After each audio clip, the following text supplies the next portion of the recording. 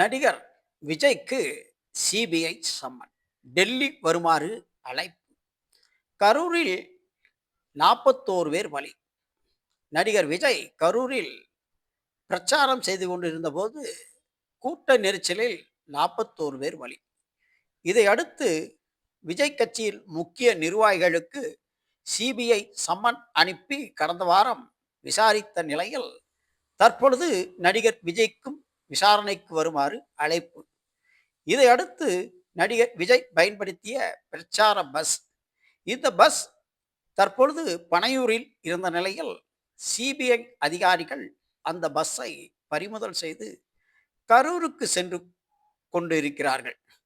இதன் மூலம் நடிகர் விஜயின் பிரச்சார வாகனமான பஸ் பறிமுதல் செய்யப்பட்டுள்ளது என தெரிய வருகிறது.